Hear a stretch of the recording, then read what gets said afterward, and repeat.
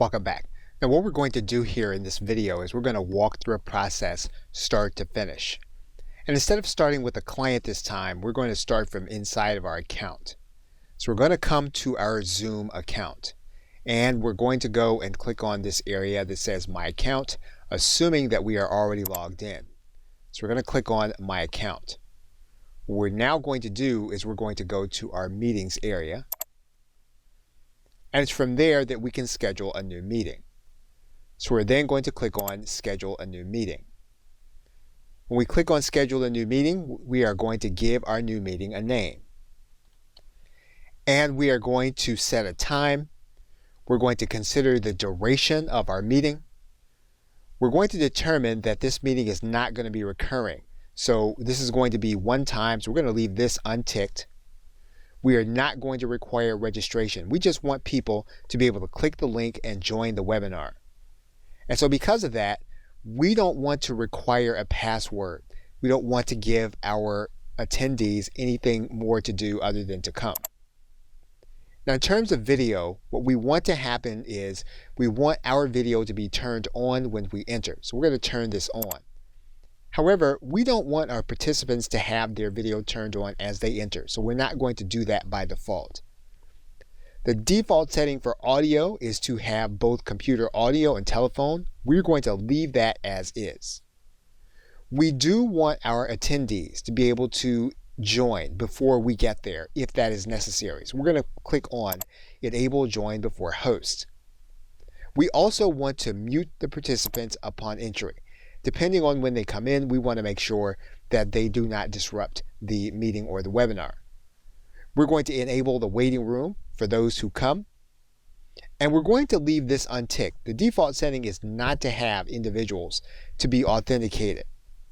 And we don't need to pre-assign breakout rooms because that's not going to be part of our meeting.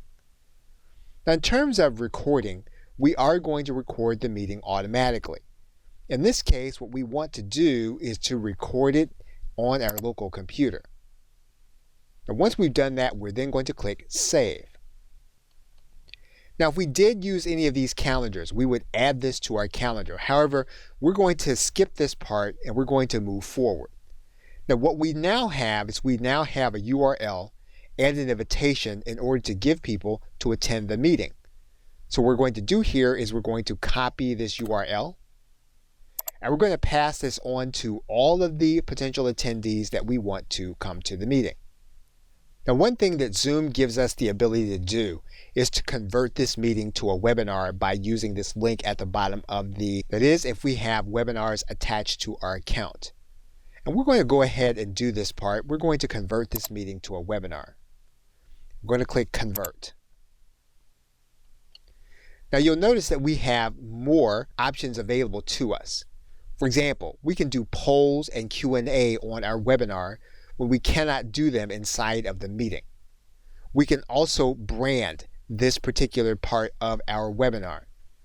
And we have control over our email settings. So for example, we might brand for this specific webinar. We can upload a banner. We can upload a particular logo for this webinar. And we have a logo there. We can set the post attendee URL. This is going to take people to a specific place after the webinar. So what we're going to do here is we're going to edit this and we're going to write in where we want individuals to go when they have seen the webinar or when they have attended. And we're going to click Save. One of the other options we have available to us in a webinar is that we can post a survey.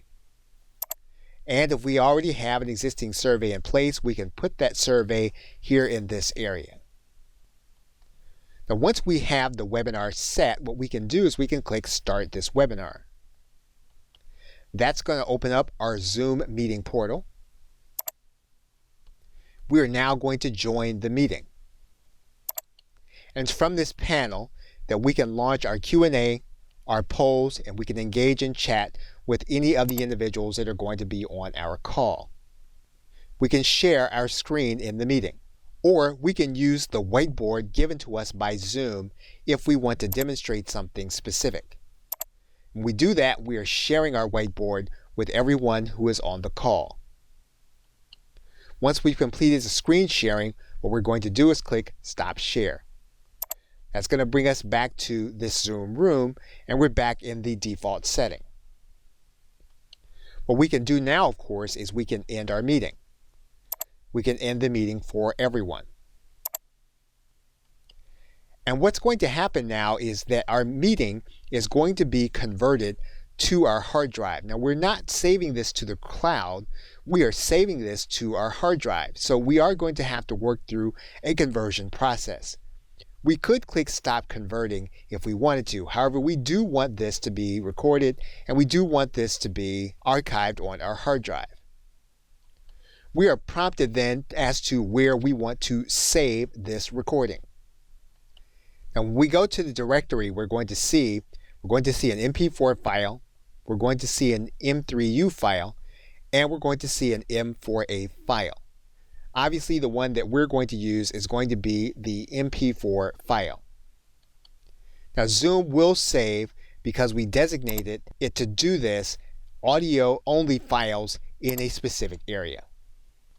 So we've now walked through an entire process, start to finish, of starting a meeting, converting it to a webinar, and then retrieving our recording. Okay, so with that, thanks, and I will see you in another video.